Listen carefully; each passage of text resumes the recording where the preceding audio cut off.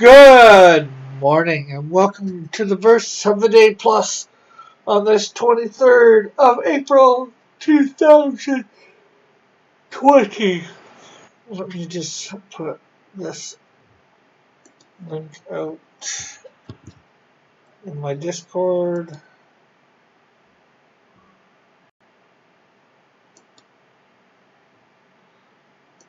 And then we will get on with things.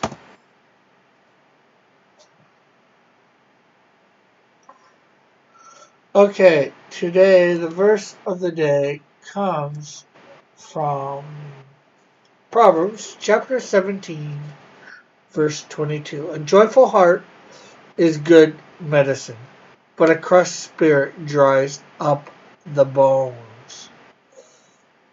In other words, I think saying is, being good, being joyful, happy, all that is good for your body.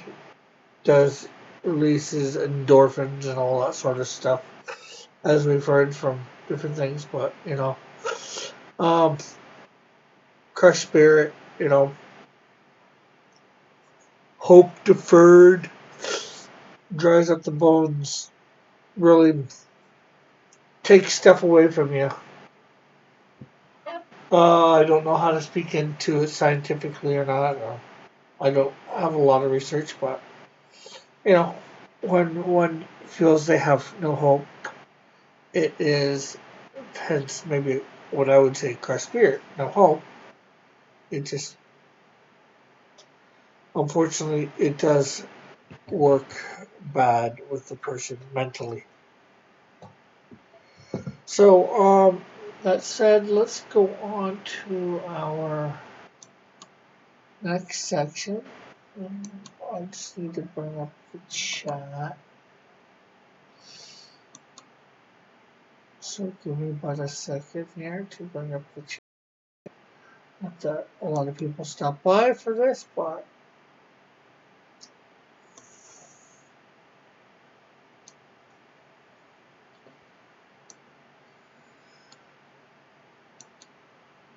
so we are still working our way through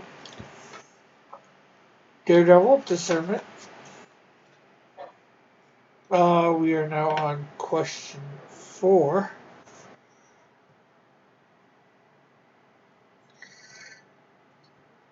And it says in Luke chapter 18. Hey, Evan, how are you?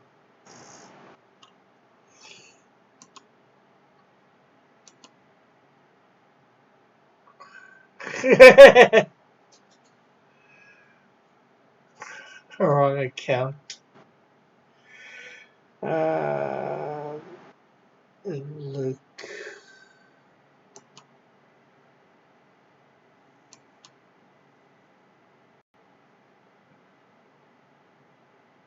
Oh, you got 2 Evan Hotep accounts? Wow.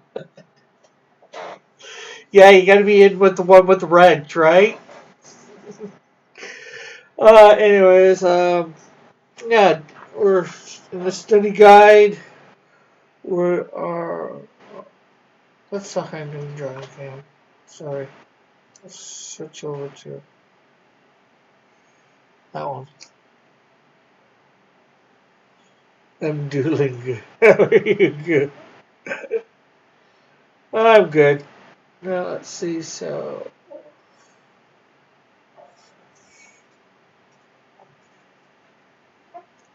and chapter 9 is a study guide for who needs a superhero, and chapter 9 is Daredevil Discernment. Link to the readings of it is in the description.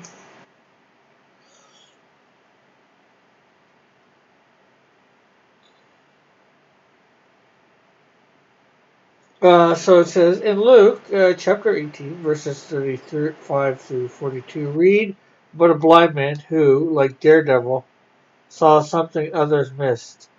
If our senses will not lead us to Jesus, what will? Okay, so here's what it goes.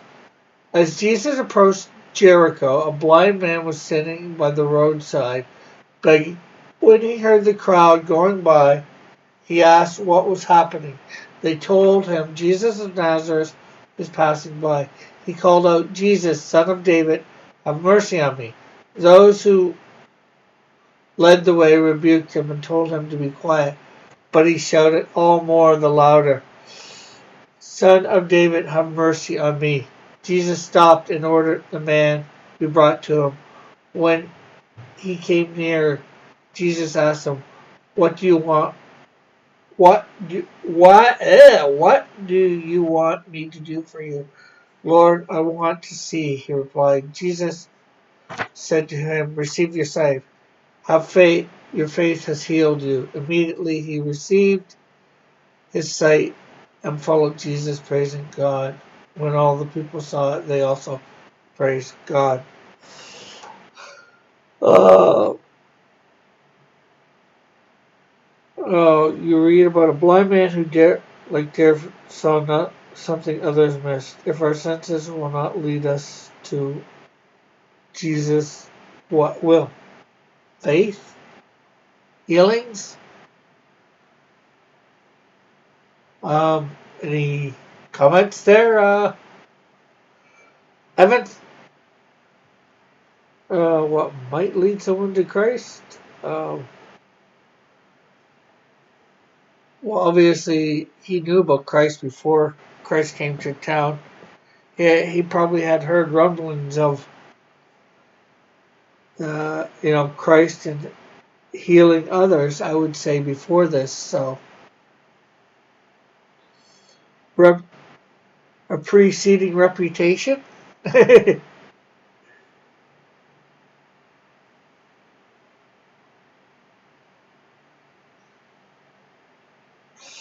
Okay, so I'm going to go on to question 5. Daredevil superhero uncovers hidden truths. Jesus often ended his sermons with the words in Matthew 11:15. What do you think Jesus had in mind?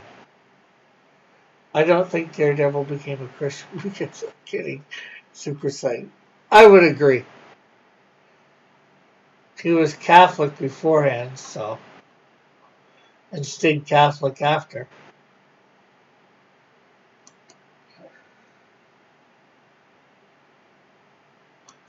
So Matthew chapter 11,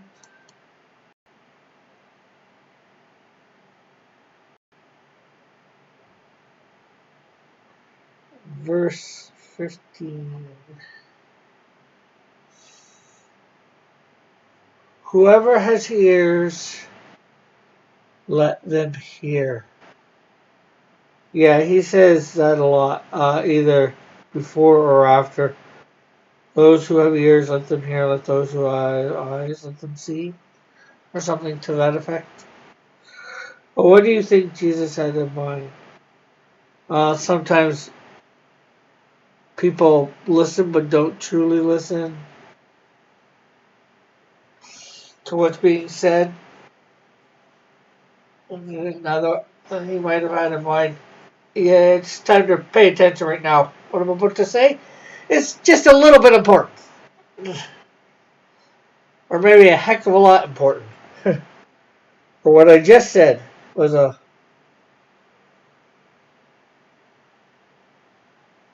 very important. I would say is what he's trying to get at in my opinion. Or get people thinking about what's been said.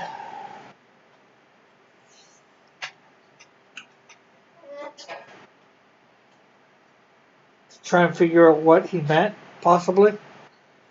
So, up next is, unless you got something to say for question 5, Evan, your 2 cents.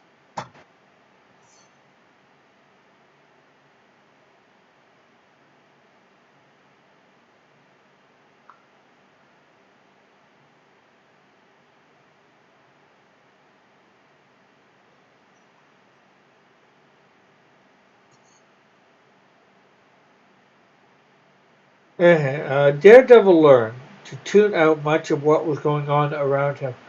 For another example of turning out, read Acts chapter 28.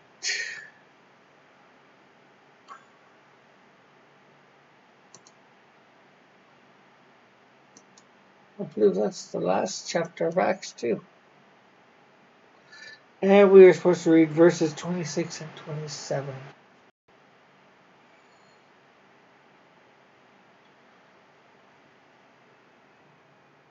Oh, go to this people and say, you will never, ever, you will be ever hearing but never understanding. You'll be ever seeing but never perceiving.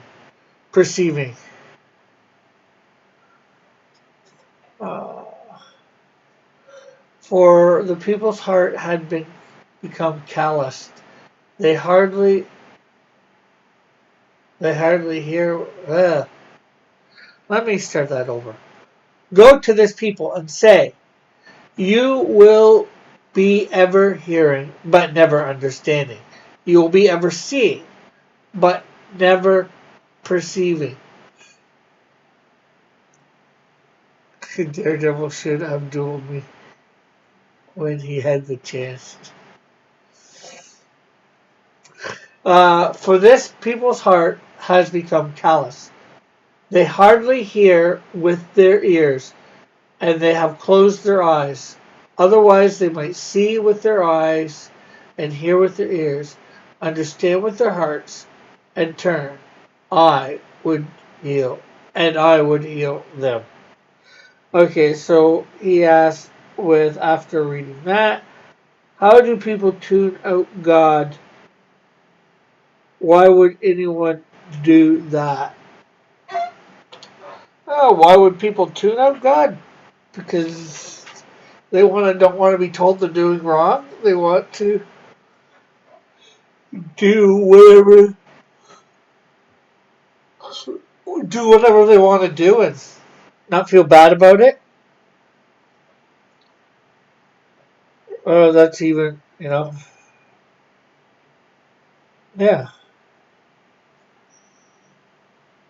By ignoring that still small voice or ignoring whatever's tell them, hey, this is wrong. Um, get with it. Yeah, there's lots of ways I'd say people tune out God. Music, food. Why would people do that? Well, I think I've covered it. Okay. And the last question is, how does the Bible teach us to practice discernment? No, I'm not talking about Dillard. I'm just reading the thing. I ain't talking about no one. I don't even know where Dillard. Anyways, it says read Hebrews chapter 5, verse 14.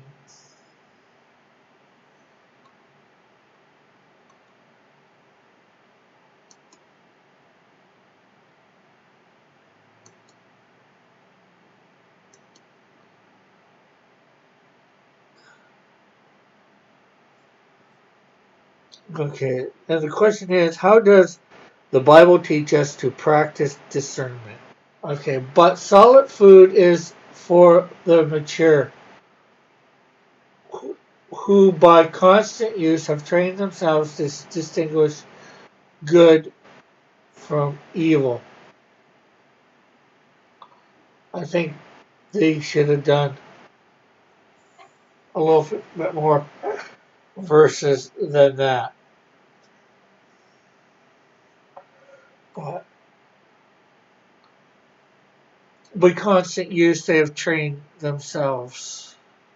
In other words, constantly using our abilities, our discernment, I would say is one way they have to practice discernment. I'm probably getting a second opinion especially at first. You know, gotta make sure you're getting it right.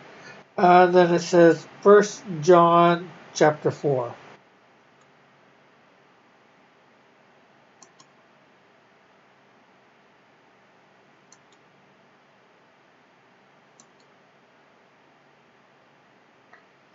And we are to read verse 1. Dear friends, do not believe every spirit, but test spirits to see whether they are from God, because many false prophets have gone out into the world. Well, there's another way of practicing discernment by testing the spirits, testing what is coming at you, making sure it is what you think it is, or what your senses are telling you. As we know, you have optical illusions and all that stuff out in the world. There are things out there that can trip up your senses. So, you have to be wary of that. You have to make sure what you're looking at is what you're looking at. Would you say God wants to duel me? I don't know, Evan. Depends on what you mean by duel. And the last verse is First Thessalonians chapter 5.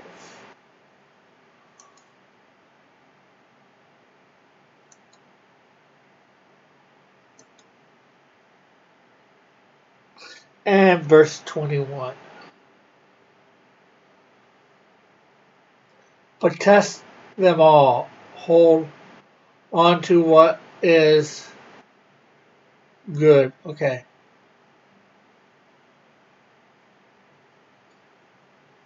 Okay, I'm just going to go back a verse. It says, do not treat prophecies with contempt, but test them all. Hold on to what is good.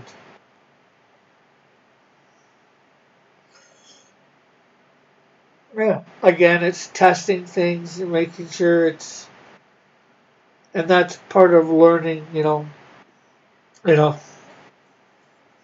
your practice goes back to the first one.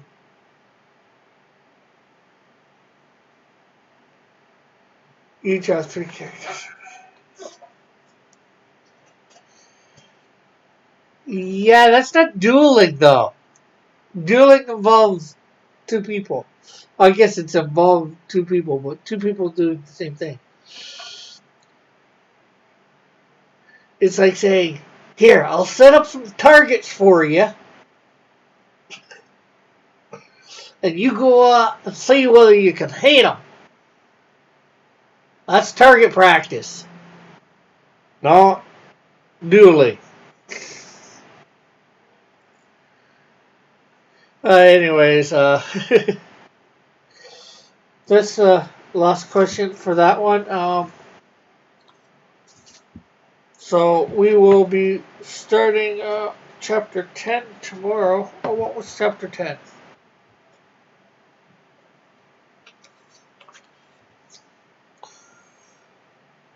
X-Men. In the world, but not of it.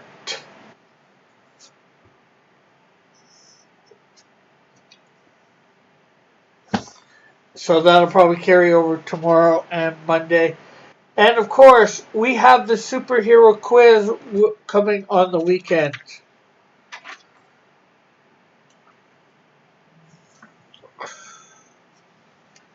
Or your superpower. The superhero self quiz. What superpower lurks inside you? I'll be reading that and posting that up on thing and going through the answers. So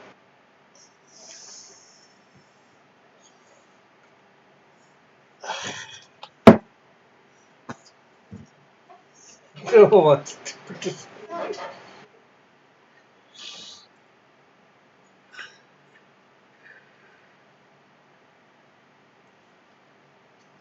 Yeah, nobody wants to participate in every shooting gallery, but if you're actually doing a duel, everybody likes the high noon showdown.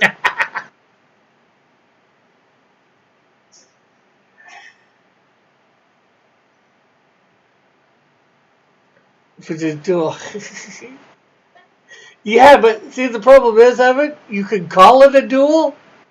Just because you call it a duel doesn't make it a duel. You can call somebody a coward, but they're like, this ain't a duel. So, I ain't a coward. They realize it's a shooting gallery, not a duel.